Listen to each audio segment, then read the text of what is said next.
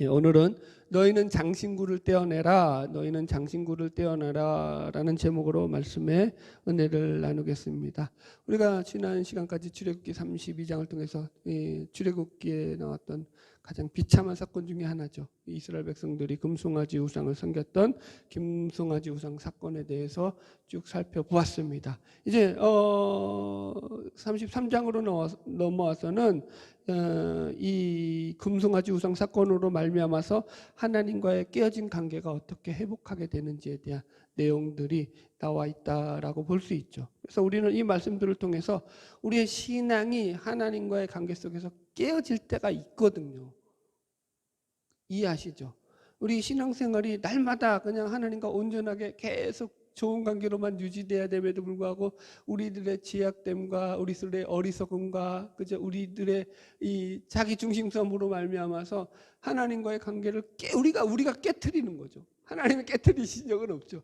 우리가 깨트릴 때가 있죠.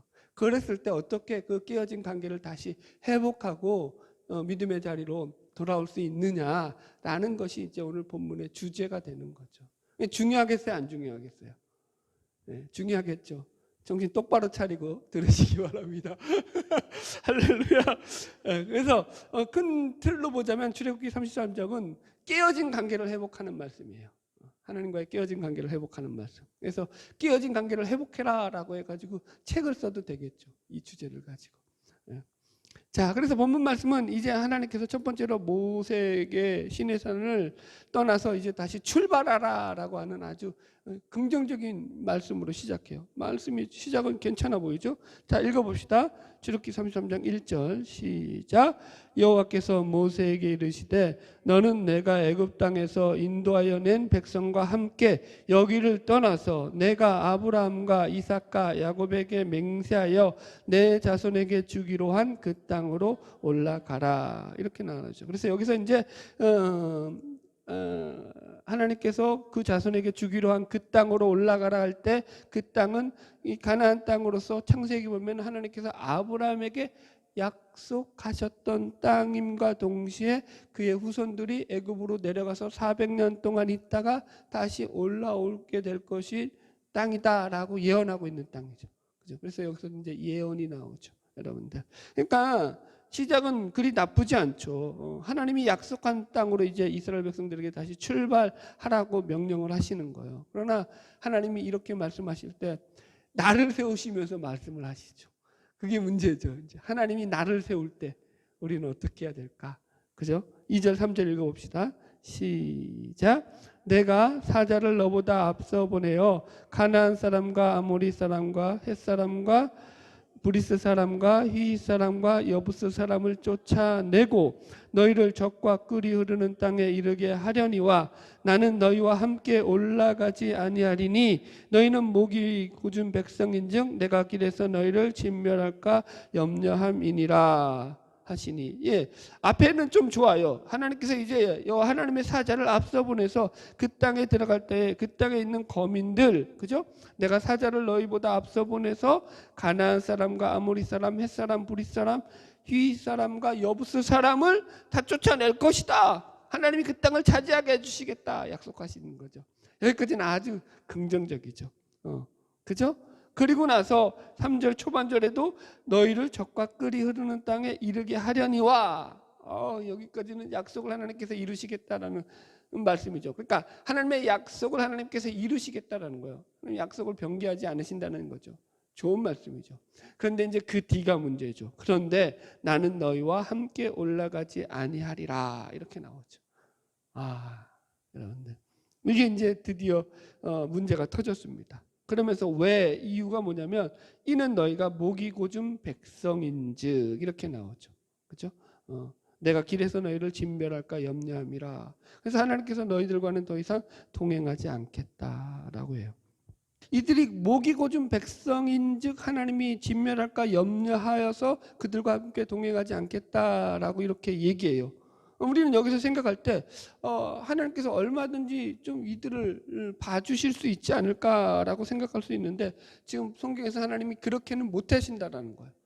이해하시겠죠? 그러니까 여기에는 목이 고준다라는 게 아주 큰 문제로 확장되고 있다라는 거죠. 하나님의 뭐라고요 이게?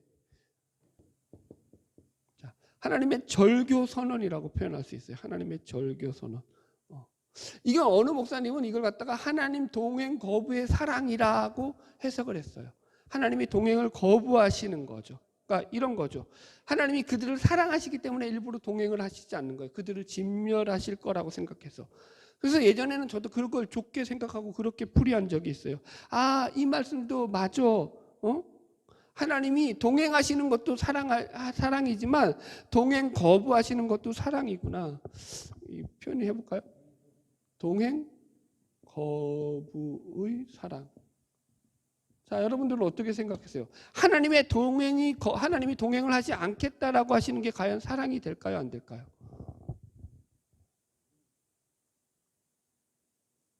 생각을 잘하세요. 여러분, 이게 지금 사랑이 될 수가 없다라는 거예요. 옛날에 제가 이걸 그래서 잘못 해석했었어요. 동행 거부는 사랑이 아니에요. 절대 사랑이 안 돼요, 여러분들. 여러분 보세요. 동행하지 않겠다라는 건 하나님께서 이제 너희들과의 관계를 정리하겠다라는 거예요. 절교 선언이라고요. 그래서 제목을 미리 썼어요. 이게 뒤에 써야 되는데. 이거 제목 절교를 선언했는데 그게 어떻게 사랑이에요? 사랑이 돼요, 안 돼요? 안 되는 거죠, 여러분들. 여러분들. 여기서는 뭐가 나와야 돼요? 죽어도 못 보내. 이게 나와야 되는 거예요, 여러분들.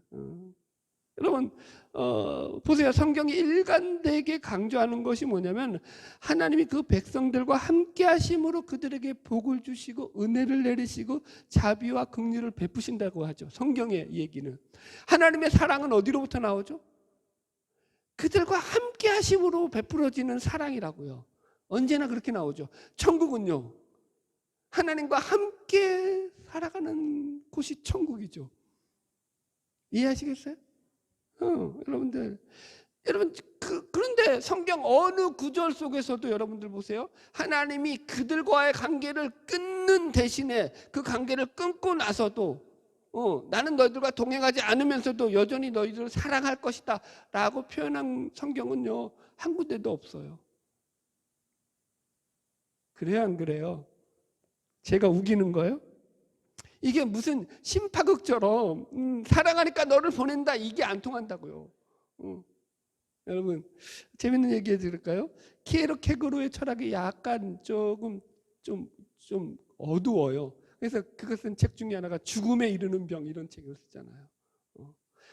그도 그런 것이 그의 이 부모였던 사람들이 그러니까 좀 아주 그냥 그런 게 어두운 색깔의 그런 있었고, 그러니까 그 형제들도 33살이 되기 전에 아주 많은 형제들이 죽었어요.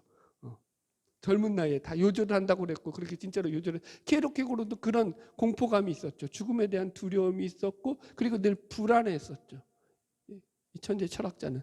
그래서 여러분, 이 사람이 어떤 일이 발생했냐면 자기가 사랑하는 여인이 생겼어요. 근데 자기는 사랑하는 여인이 생겼는데 이 키에로케고르는 자기가 곧 죽을 것이라는 두려움 때문에 눈물을 머금고 이 여자와 헤어졌죠. 이 여자를 그냥 떠나보냈죠. 그래놓고는 어떤 일을 했는지 아세요? 여러분들? 다른 남자랑 결혼했는데 이 여자를 못 잊어서 죽을 때까지 이 여자를 쫓아다니죠. 천재 철학자가 한 행태죠, 여러분. 얼마나 여러분 이게 얼마나 좀 잔혹해요, 잔혹해. 잔인한 거죠, 여러분들. 여러분, 그러므로 성경에서도 마찬가지예요. 하나님께서 동행을 끊으시겠다라는 것은 그들과의 모든 관계를 정리하겠다라는 무서운 절교 선언인 거죠. 이걸 동행 거부의 사랑이라고 생각하면 안 돼요. 여러분, 너희를 진멸할까 염려함이라. 그러면 어떻게 해야 돼요? 하나님 차라리 진멸하세요. 하나님 손에 죽는 게 낫지 나는 하나님과 떨어져서 못 살아요. 그게 진짜 사랑인 거죠. 자, 여기서 조금 더 우리가 주제를 하나 나눠야 되는 게, 하나님이 왜 이렇게 절교 선언까지 할 수 있냐. 두 번째는 뭐냐면 이들이 목이 고졌다라는 거예요. 이 이스라엘 백성들의 교만이죠, 여러분들. 그죠, 여러분들? 목이 곧다라는 말은 제가 해석해 드렸죠. 이게 완고한 거예요. 말 안 듣는 짐승처럼 아주 고집 센 거를 말하는 거죠. 그래서 하나님께서 바로에게도 그렇게 말했죠. 그러니까 이게 무슨 말이냐면은 하나님의 말씀을 받아들이지 않는 거예요. 자기 고집대로 살아가는 거예요. 아무리 하나님의 능력과 기적을 봤어도 그 기적을 무시하고 사는 거죠. 제가 이제 지난주까지 C.S. 루이스 책을 다시 한번 쭉 정독을 했다고 했잖아요. C.S. 루이스 책에 보면은 순전한 기독교에서 인간이 가진 최고의 악을 뭐라고 말하냐면은 교만이라고 얘기해요. 인간이 가진 최고의 죄는 교만이다라고 말을 하죠. 인간의 교만은 그 욕구에 있어서도 모든 인간의 욕구 너머의 그 목적을 추구하면서, 그래서 그 교만은 간혹 다른 악들을 저지하는 데 동원되기도 한다라고 해요. 이 교만이 얼마나 큰 악인지, 이 교만을 가지고 이 교만의 악이 다른 사소한 악들을 컨트롤한다는 거예요. 지배한다는 거예요. 예를 들어 가지고 이런 거예요. 암을 유발시킬 수만 있다고 한다면 발에 걸린 동상증 치료되는 것이야 얼마든지 봐줄 수 있다라고 얘기를 해요. 그래서 여러분들이 이 사탄을 우리가 교만하게 만들기 위해서는 얼마든지 그 사람이 순결하고 절제하며 용감하게 사는 것을 허용한다라는 거예요. 따라오셨어요? 자, 보세요. 우리가 때로는 아주 절제하고요, 순결한 삶을 살아요, 신앙적으로. 그리고 용감하기도 해요, 때로는. 여러분, 그래서 우리는 이걸 신앙이라고 얘기할 수 있잖아요.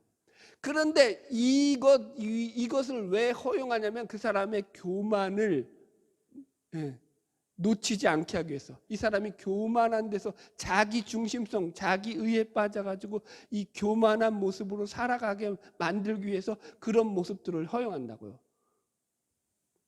가짜 순결이죠.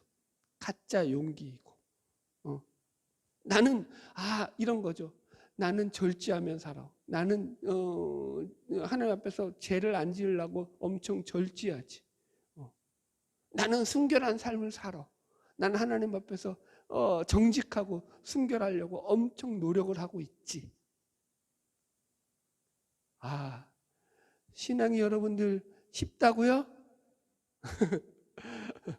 제가 얘기했죠. 여러분들 겸손한 사람은 그 사람이 자신이 겸손하다는 것을 알기 때문에 자신의 겸손을 놓고 하나님께 기도하지 않는 교만한 삶을 산다고요. 이해하시겠어요? 여러분들? 너무 깊이 들어가면 머리가 깨지니까 여기까지 합시다. 여러분, 교만한 자들에게는 왜 이렇게 얘기하냐면 하나님의 은혜가 흘러 들어갈 수 없기 때문인 거예요. 이게 큰 문제예요. 그래서 교만은 C.S. 루이스가 말하기를 다른 악들보다도 더 철저하게 교묘하며 치명적이기 때문에 우리가 늘 분별하려고 애써야 된다라고 얘기를 하고 있죠. 여러분들 보세요. 아무리 하나님의 은혜가 흘러 넘친다고 할지라도 그가 교만에 빠져 있으면요, 그 속에서는 절대로 하나님의 영광이 흘러 넘치는 가운데서도 그 안에서 들어가서 여러분 그게 하나님의 영광으로 나타나지 않는다고요. 교만한 자들은 하나님의 영광조차도 자신들의 영광을 드러내는 수단으로 사용하죠. 하나님의 영광, 하나님의 심지어 은혜, 하나님이 놀랍게 주신 그 은혜조차도 여러분들 자신의 배를 불리우는 하나의 수단으로 생각한다고요. 이런 예들이 얼마나 성경에 넘쳐나냐고요. 다윗이요, 여러분들 어땠어요? 노년에 교만해져 가지고 인고조사를 시켰다가 하나님 앞에 진노를 받아서 역병으로 7만 명이 죽었다고요. 솔로몬이 하나님의 은혜로 지혜와 얼마나 풍성한 지식을 받았어요. 인류 역사 가운데 가장 지혜로운 인간이라는 평가를 받았잖아요. 그가 교만해져서 하나님의 말씀을 듣지 않아요. 그래서 하나님이 노년에 그에게 2번이나 말씀하셨다고 해요. 성경에 보면 하나님이 솔로몬에게 2번이나 말씀하셨는데 그가 하나님께서 받은 그 은혜, 그 지혜를 가지고 어떻게 했다고요? 하나님을 거절했다고, 거부했다고요. 여러분 한 명만 더 할까요? 유다 왕 우시아라는 왕이 있어요. 이 우시아 왕은 젊을 때에 여호와 보시기에 정직히 행하여서 하나님께 인정받는 왕이 되었다라고 성경에 나오죠. 그래서 그가 매우 강성해졌죠. 우시아는. 그런데 강성해지고 하나님 앞에 인정을 받고 났는데 그게 교만으로 발전했죠. 그래서 어떻게 됐다고요? 하나님께 드려야 될, 제사장들이 드려야 될 분향을 지가 직접 드리려다가, 그죠? 이마에 문둥병이 들어서 죽을 때까지 나병 환자로 삶을 마감하죠. 자, 설명 충분히 되셨죠? 교만은 뭐라고요? 하나님의 은혜를 막아서는 어마어마한 제약이다, 악이다, 죄다. 여러분 절대 교만에는 빠지면 안 돼요. 아셨죠? 자, 지금 이 금송아지 사건도 바로 이 교만이에요. 가장 큰 주제 핵심은 얘네들이 교만했기 때문에 이렇게 하나님을 멀리한 거죠. 자, 말씀을 계속 나가 보겠습니다. 자, 4절 6절 우리 계속 읽읍시다. 시작.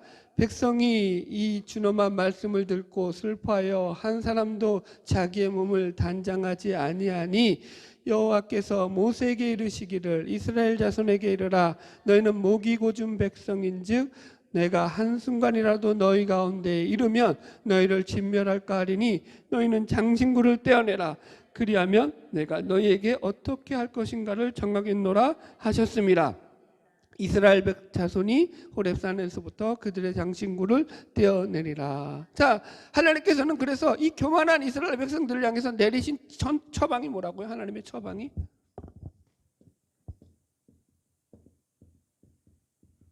너희 장신구를 떼어내라는 거예요. 그냥 짧게만 씁시다. 장신구를 떼어내라는 거죠, 여러분들. 그죠? 여러분들. 자, 보세요. 이걸 좀 우리가 이해를 해야 돼요. 이찬수 목사님의 이 부분을 설교를 하시면서 그분이 이렇게 얘기를 해요. 이게 좀 생뚱맞지 않느냐, 하나님의 요구가. 생각해 보면은 그렇죠. 이스라엘 백성들이 하나님과의 관계 단절의 위기 가운데서 하나님께서 너희들 나와 관계를 회복하기 원하느냐? 그러면 100일 기도 드려라. 철야 40일 철야해라. 우리 식으로 말하면 또 뭐가 있죠? 모세에게 알려준 율법을 지켜라. 이렇게 나올 수 있잖아요. 그런데 그렇게 안 하시고 뭐 했다고요? 제일 지금 내리시는 처방이 뭐라고요? 생뚱맞게도 이들 장신구 떼어내라 이렇게 요구를 하시더라는 거죠, 여러분들. 이게 도대체 무슨 의미냐는 거죠.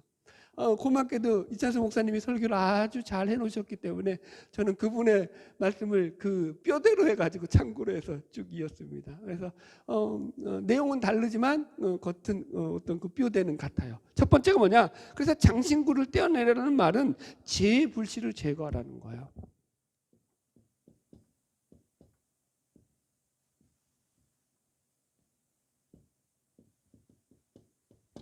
첫 번째가 죄의 불씨를 제거하라는 거죠. 여러분 보세요. 장신구는 우상들을 만들 때 사용하는 도구죠. 그죠, 여러분들? 그래서 이 장신구는 여러분 애굽에서 이스라엘 백성들이 나올 때 애굽의 백성들에게서 하나님께서 받아서 누리게 한 선물이었죠.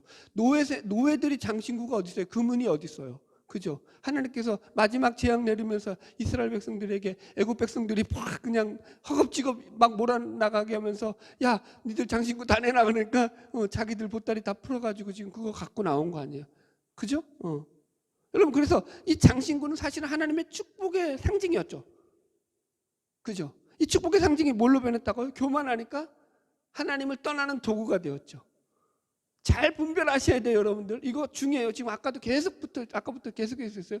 교만하면 하나님이 주신 은혜, 하나님이 주신 축복이 뭐가 된다고요? 저주가 된다고요. 악의 도구가 된다고요. 여기서 그래서 장신구는 더 이상 하나님의 축복을 상징하는 도구가 아니죠.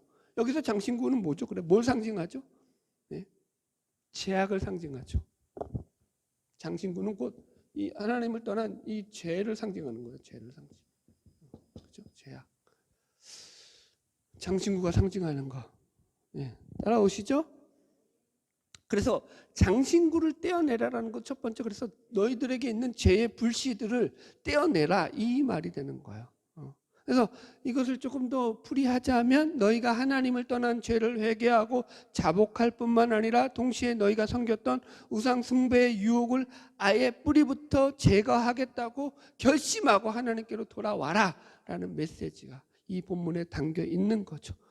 우리가 그래서 늘 점검해야 될 게 뭐예요? 우리 안에 이런 죄의 불씨가 될 만한 장신구들을 우리가 잘 정리하고 있느냐, 떼어내고 있느냐, 이 점검이 있어야 된다는 거죠. 여러분들 그런 것들이 되게 무엇인지 본인이 더 잘 알죠.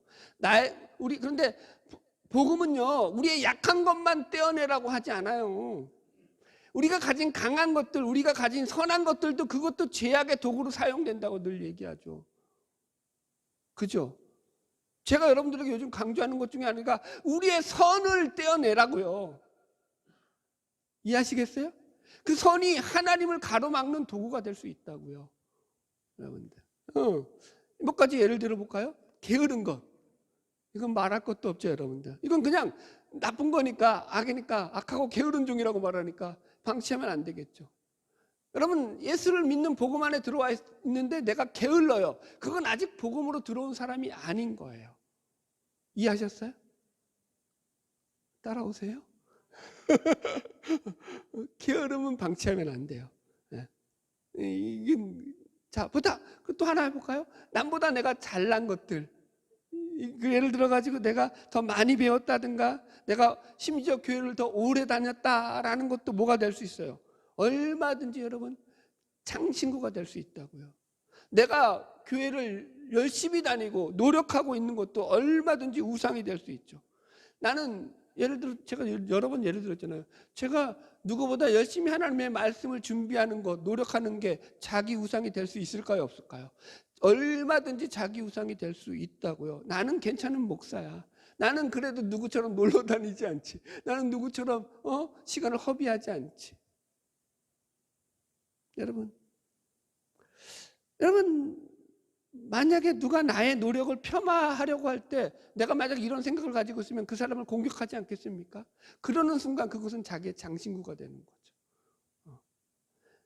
예전에도 한번 비유를 들었던 경험이 있는데 우리 교회에서 있었던 일이에요. 어느 분이 이제 찬양 인도자인데 그분이 자기가 찬양하는데 사람들이 찬양하면서 자기를 따르지 않은 거예요. 그러니까 찬양하다가 막 화가 난 거예요. 그래가지고 멈춰가지고 사람들을 막 정지하는 거죠.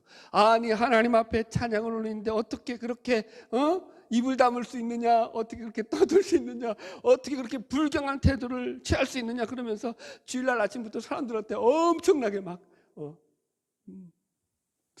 그런 거예요. 그러니까 그 예배 분위기가 아주 그냥 아주 썰렁했죠 그날. 여러분 우리가 가진 약점만이 아니라 우리가 가진 강점을 가지고도 얼마든지 우리는 죄를 지을 수 있는 존재라는 걸 기억해야 된다고요. 우리가 가진 선 때문에 죄를 짓는다고요. 이해하시겠어요?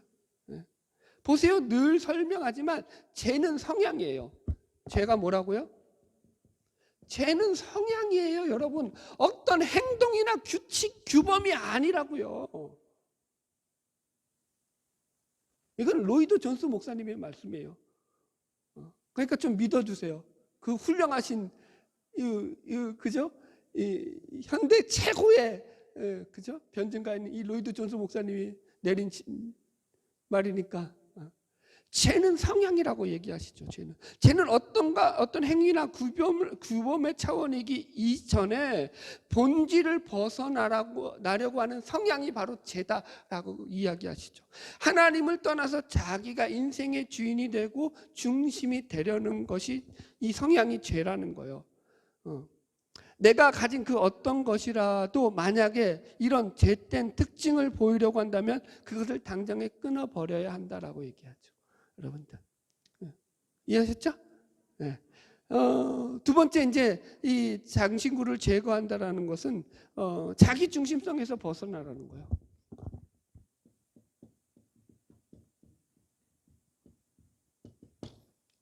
이해하셨죠? 참으세요. 장신구가 가진 게 뭐죠? 하는 역할이 뭐죠? 자기를 치장하고 꾸미는 거죠. 예쁘게 꾸미는 거예요. 장신구는요. 그죠? 자기를 돋보이게 하는 거죠. 자기 중심성에 빠지게 하는 거죠. 그걸 벗어나라는 게 바로 이 장신구예요. 그래서 장신구는 제가 그래서 쟤는 성향이고, 첫 번째가 성향이고, 두 번째는 뭐라고 해요? 제가 강조하는 거, 쟤는 자기 중심성이라고 늘 얘기 드리죠. 여러분들, 좀 더 정확하게 말하자면은요, 지금 보세요. 이스라엘 백성들이 아론을 통해서 금송아지를 만들게 된 동기도 뭐냐면, 출애굽기 32장 1절에 보면은 우리를 위하여, 그죠? 애굽에서 인도하여 낼 신을 만들자라고 얘기한다고요. 자신들을 위한다라는 거예요. 결국 이 장신구라는 것이 결국은 자기를 치장함으로 말미암아서 자기를 드러내게 한다라고요, 여러분들. 모든 사람이 하나님을 알아가는 것이 다 똑같을 수가 없죠. 그죠, 여러분들? 그러나 여러분들, 우리가 하나님을 알아가는 일에 있어서는 여러분들, 이 하나님을 알아가는 즐거움이 각자의 자기만의 즐거움으로 자리를 잡으셔야 돼요. 이해하시겠어요? 집사람이 그러잖아요. 제가 이제 C.S. 루이스 책하고 막 어려운 책들을 이제 읽다 보니까 머리가 너무 아파가지고 집사람한테 그랬어요. 제가 이렇게 얘기했죠. 뱁새가 항새 따라가려다가 바지가랑이 찢어지겠다, 다리가 찢어지겠다라고 얘기하니까, 당신은 당신만이 아는 하나님을 알아가는 즐거움을 가지면 되잖아, 그렇게 얘기를 하죠. 당신은 당신만이 하나님을 알아가는 즐거움이 있잖아, 그거면 되는 거야 라고 얘기를 하죠. 이 한마디에 그냥 제가 넉다운 됐죠. 이런 멍청이. 나는 하나님을 알아가는 즐거움 때문에 계속, 그러니까 점점점 좋아졌던 거잖아요. 그런데 그 즐거움이 갑자기 더 어려운 것들이 들어오고 막 복잡한 것들이 들어오면서 갑자기 즐거움이 고통으로 변하면 그건 하나님을 알아가는 게 아니죠. 자기 중심성에 빠지는 거죠, 여러분들. 여러분, 하나님을 알아가는 것이 우리 속에서 있으면 그걸로 족한 거예요. 그게 어떤 것이 되었든지 간에요, 여러분들. 그렇다고 그걸 가지고 나는 하나님을 알고 있고 너는 모르고 있어, 이 바보 같은 인간아, 이렇게 가면 그것도 자기 중심성에 빠지는 거죠. 이 자기 중심성의 교만은요, 한도 끝도 없죠. 늘 스스로 점검하셔야 돼요, 여러분. 할렐루야. 예.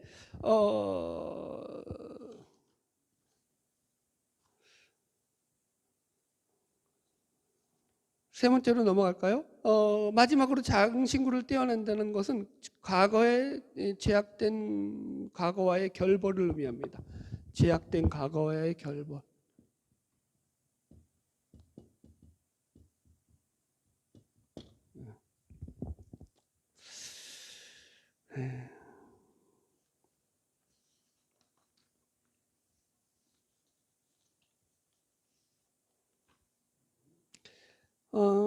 이 장신구는요, 다 어디서 갖고 나온 거라고요? 애굽으로부터 갖고 나온 거죠. 그래서 그 애굽의 문화를 상징하죠, 이 장신구가 상징하는 거. 세 번째가 뭐라고요? 이 두 번째고, 이게 애굽의 문화. 그죠? 장신구가 상징하는 건 죄를 상징하며 자기 중심성을 상징하고 애굽의 문화예요. 애굽의 문화는 무슨 문화죠? 세속의 문화죠. 제약된 문화죠, 여러분들. 그래서 그런 제약된 문화에서 빠져나오라는 거예요. 거기에 매몰되어서 살아가면 안 된다라는 거예요. 제약된 문화에서 결별하라는 거죠. 그래서 이건 좀 큰 얘기죠, 여러분들. 왜 이 얘기가 들어가냐면, 보죠. 금송아지 우상을 섬기게 된 그 배경도 뭐가 되냐면은, 이 사람들이 지금 애굽으로부터 나와서 몸은 애굽으로부터 이제 노예로부터 자유로워졌잖아요. 근데 정신은 자유로워졌어, 안 자유로워져? 정신은 자유로워져 있지 않자고요. 정신은 그냥 애굽의 그 문화에 갇혀서, 그죠? 그 제약된 문화, 세속의 문화에 갇혀서 여전히 제약된 삶을 살아가고 있다라는 거죠. 그걸 버리라는 거죠. 자, 읽어드릴게요. 에베소서 4장 21절로 21절. 진리가 예수 안에 있는 것 같이 너희가 참으로 그에게서 듣고 또한 그 안에서 가르침을 받았을진데 너희는 유혹의 욕심을 따라 썩어져가는 구습을 따르는 옛사람을 벗어버리고, 썩어져가는 구습을 따르는 옛사람을 벗어버리고 오직 너희 심령이 새롭게 되어 하나님을 따라 의와 진리의 거룩함으로 지으심을 받은 새 사람을 입어라 라는 거예요, 여러분들. 아멘. 여러분, 우리가 구원받았다는 것을 단지 우리가 죽어서 천국 가는 것이라고 생각하면 안 돼요. 그것도 물론 맞는데, 그러면 어떤 문제가 생기냐면 운명 결정론이라든가 현실 도피적인 생각에 빠지게 된다고요. 데살로니가 교인들이 빠졌던 위험선처럼요. 그렇죠? 그러니까 일어나라고 게을러지죠. 그러니까 바울이 화가 나가지고 일하지 않는 것들은 먹지도 마라 그러잖아요, 여러분들.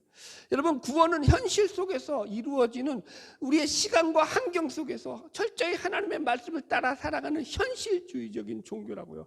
가장 현실적인 거죠, 이 복음은요. 아멘?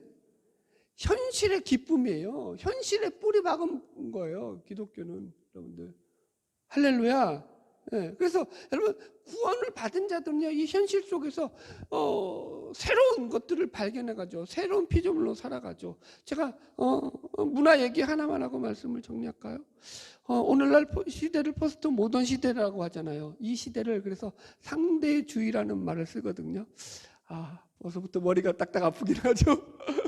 근데 재밌어요.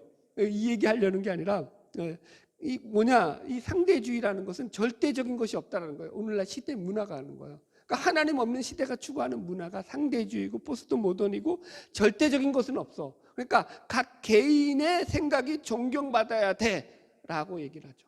그래서 상대주의 하니까 겉으로 보면은 상대를 배려하고 이해하고 상대에게 자유를 주는 그런 좋은 문화일 것 같잖아요. 그래, 안 그래요? 겉으로 보면. 그러나 그 속을 들여다보면은 여러분들, 이게 그런 말이 아니죠. 상대주의라는 것은 결국은 극단의 자기 이기적인 자기 중심성을 강화시키는 문화가 바로 이 상대주의 문화의 특징이죠. 대표적인 예를 하나 드릴게요. 요즘은 꼰대라는 말을 사용합니다. 여러분들 들어봤죠? 이 꼰대라는 말은요, 권위주의적인 사고방식을 가진 윗세대를 비하하는 말이 꼰대예요, 여러분들. 이 꼰대라는 말은 오늘날 우리 사회를 가장 잘 표현하는 단어 중에 하나가 이 말이죠. 이 꼰대라는 말 속에는, 여러분, 이거 제가 분석해낸 거예요. 시간 많이 들어서. 이 꼰대라는 말 속에는요, 아랫사람들이 볼 때 윗사람들은 도덕이나 가치를 너무 자기 주관적으로 해석한다라고 보는 거예요. 그러니까 이 꼰대라는 말씀에는 아랫사람들이 윗사람을 바라보는 시선이 그대로 담겨 있는 거죠, 고스란히. 그러니까 이런 거예요. 다른 문화라든가 세대에는 그런 그들의 경험이 얼마든지 적용되지 않을 수도 있다라는 것을 상대적인 생각을 안 한다라는 거예요, 이 늙은이들이. 그래서 꼰대라고 얘기한다고요. 이해하셨죠? 이게 상대주의예요. 그래서 이 말 속에는 아랫사람들이 볼 때는 윗세대가 너무나 자신들의 주관적인 생각들을 아랫사람들에게 강요하는 경향이 있다라고 말하는 거예요. 그런데 보세요. 자, 이제 잘 들어보세요. 이 생각을 조금만 더 들어가 보면은 아랫사람들이 주장하는 이 주장의 논리대로 보자면 이들도 지금 사실은 자신들도 똑같이 꼰대 짓을 하고 있는 거죠. 왜요? 이들이 생각하는 도덕이나 가치를 자기 주관적으로 해석하면 안 된다고 바라보는 이런 시각 자체가 사실은 또 하나의 자기 주관적인 생각에 불과하기 때문인 거예요. 따라왔어요? 도덕이나 가치를 자기 주관적으로 생각하면 안 돼라고 하는, 상대적으로 생각해야 돼라고 하는 그것조차도 뭐예요? 또 하나의 자기 주관적인 생각이라고요. 일뿐이라고요, 여러분. 누가, 여러분 보세요. 도덕이나 가치를 자기 주관적으로 생각하면 안 돼라고 하는 그런 기준을 누가 정해줬나요? 아무도 안 정해줬죠. 그걸 자기 마음대로 정한 거죠. 그건 자기 주관적인 거 아닌가요? 그게 또 집단 자기 이기주의적인 생각이죠. 그래서 여러분, 우리가 이제는 도덕이나 가치를 상대적으로 보아야지 이것을 자기 주관적으로 해석하면 안 된다. 그러면서 여기서 벗어나는 것들은 다 우리의 적이야. 그래서 우리는 이런 적들을 그냥 내버려 둘 수 없으니까 꼰대라고 불러야 돼 라고 사회적 합의를 이룬 거죠. 맞죠? 따라오죠? 여러분들, 이렇게 자신들만의 기준을 만들었으니까 그 기준에서 벗어나지 말라고 다른 사람들을 푸시하는 거예요. 또 하나의 다른 집단 이기주의에 불과한 거죠. 세상의 철학과 문학이 가진 이게 약점이고 함정이죠. 이해하셨죠? 여러분, 이게 포스트 모더니즘의 세계관이에요. 이들의 세계 속에서는 자신들의 이야기를 제외한 모든 이야기는 억압적이고 권력적이다라고 풀죠. 유명한 그 포스트 모더니즘 철학자가 한 말이에요. 그래서 제가 왜 이런 얘기를 하겠어요? 마지막 때가 갈수록 사람들은 자기 생각이 점점 강화되는 현실 가운데서 살아가게 되는 거죠. 괜히 꼰대 얘기해서 젊은 사람들 욕먹진 않겠나. 근데 뭐 젊은 사람들이 안 봐. 유튜브를 제 거를. 그러니까 제가 걱정은 없어. 웃자는 얘기예요. 여러분, 자, 말씀 정리합시다. 오늘 우리가 이 장신구를 떼어내라는 하나님의 말씀의 처방전을 들었죠, 여러분들. 그죠? 이 교만을 벗어나는 이게 하나의 큰 틀이라는 거죠. 그래서 제 뿌리를 제거해야 돼요. 우리 안에 있는 것들, 죄된 것들. 예수를 믿으면서도 여전히 나는 죄가 좋아. 여러분, 그건 뭐죠? 아직 성향이 뭐예요? 내가 예수를 믿으면 성향이 어떻게 되는 거예요? 복음으로 들어오면은 성향이 죄를 따라가지 않는다고요. 성향이 하나님을 따라가게 돼 있다고요. 근데 내가 여전히 죄가 좋아, 죄를 따라가. 그러면서 나는 복음으로 나는 살아가는 사람이야라고 하면 그거는 거짓이라고요. 이해하셨어요? 죄는 뭐라고요? 성향이라고요. 무슨 성향? 본질로부터 벗어나려고 하는 성향, 하나님으로부터 벗어나려고 하는 성향. 이해하셨죠? 성향이 바뀌어지지 않았으면 여러분들 보세요. 성향이 아직 안 바뀌어졌어요. 그러면 여러분들 아직 복음 안에 들어온 게 아니죠. 그럼 복음 안에 들어오려고 여러분들의 마음을 돌이키셔야 되는 거예요. 그게 문제예요. 장신구 떼어내는 건 이건 아직 여러분 머나먼 일이에요. 장신구 떼어내려고 하지도 마세요. 이해하시겠어요? 장신구는 내가 복음 안에 들어오고 나서 떼는 거예요. 이해하셨어요? 네. 두 번째, 자기중심성에서 벗어나야 돼요. 네? 이해하셨죠? 세 번째, 제약된 과거의 문화에 얽매여 있으면 안 돼요. 세속적인 문화, 제약된 문화에 그냥 끌려가면 안 되죠. 할렐루야, 여러분들. 여러분, 저는 이런 장신구들이 우리의 삶 속에서 하루아침에 다 제거될 것이다 라고 생각하지 않습니다. 날마다 주님의 은혜를 붙잡고 한 걸음 한 걸음 의와 진리와 거룩의 길을 살아가면서 점점점 떨어져 나가면서 새로워지는 것이다 라고 저는 믿고 있죠. 그래서 저와 여러분이 늘 그 길을 걸어가기를 소망하죠. 할렐루야. 바라기는 날마다 주님 안에서 승리하는 믿음의 삶을 살아가는 저와 여러분 되기를 주의 이름으로 축복합니다. 기도하겠습니다.